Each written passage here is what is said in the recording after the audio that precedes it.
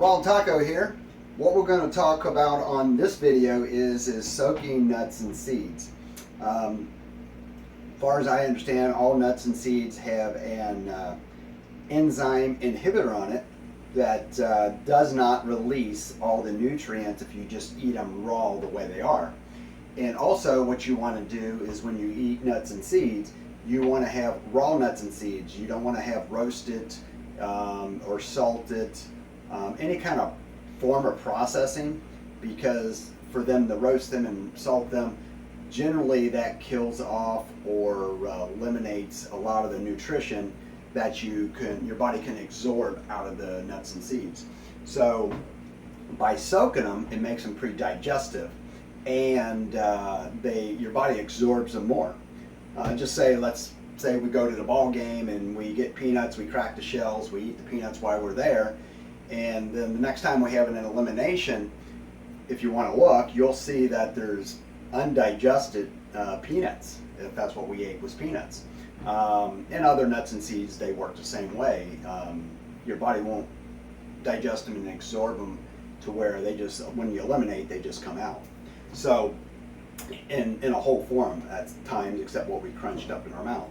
So what we're going to talk about is soaking them so you can make them pre-digestive, which eliminates the inhibitor on it, the enzyme inhibitor, to where it makes it softer and your body can absorb the nutrients out of it, and you don't have whole pieces coming out in your waste. So and when I say waste, I mean your stool.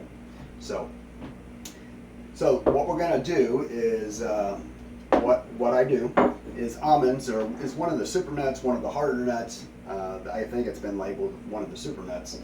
And then so I take my jar. Here's the jar I typically use. You can see I got marks on it right around here, and it's about a little less than halfway.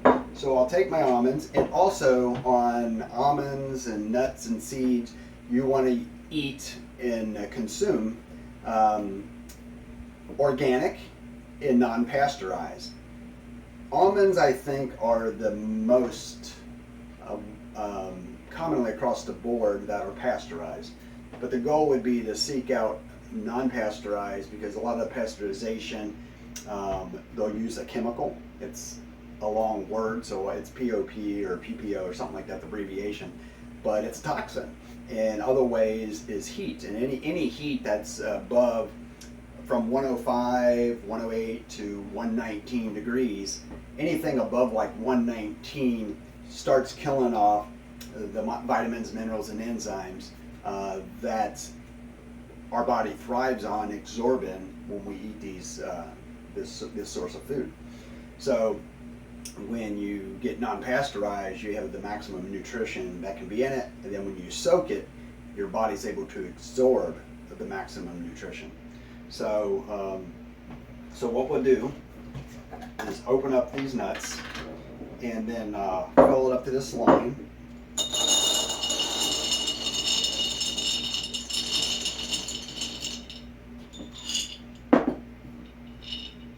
Yeah, so I'm at my line there. Just set these aside here. And then I take a fresh spring water. Right now I'm using a bottled spring water. But we want to take a fresh spring water or some good water source, not just out of the tap, the normal tap. And we want to fill it up just a little bit less than maybe a half inch or so from the top. And then that way, because it will expand. The nuts will expand, and you don't want your jar to crack and such. So let's just go ahead and put in there a good water source.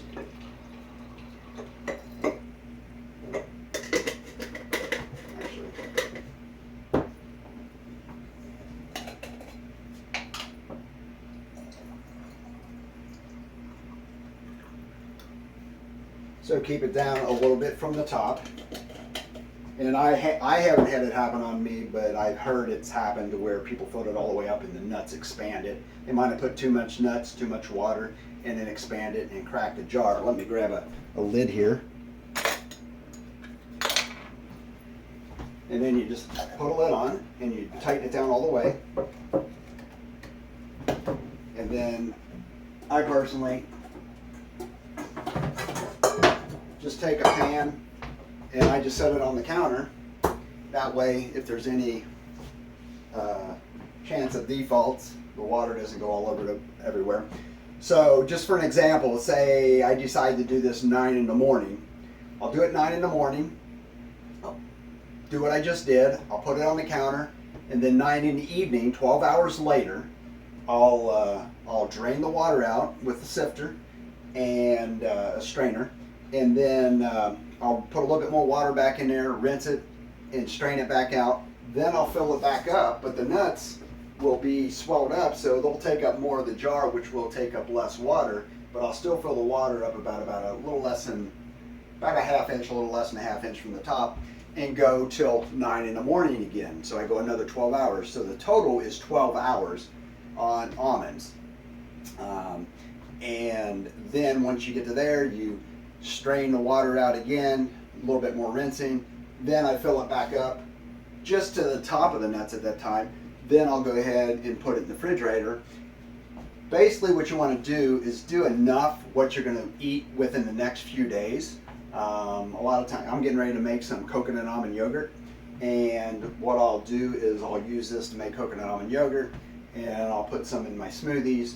I'll just eat some plain straight.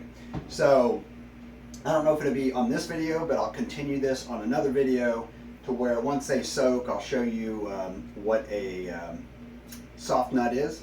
And well, actually I could do that right now. I have some in the fridge, I think. Yeah, I got some that I have left over. And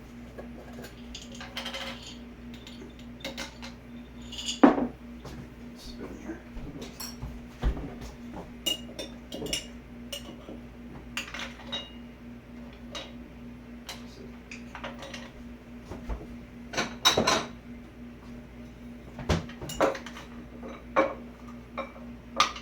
So I don't know, I guess it would look, you can see it on the screen.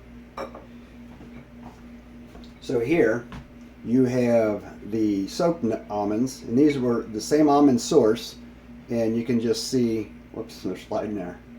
You can just see these are swelled up. So the enzyme inhibitor is released, the almonds swelled up. So now when you bite into it,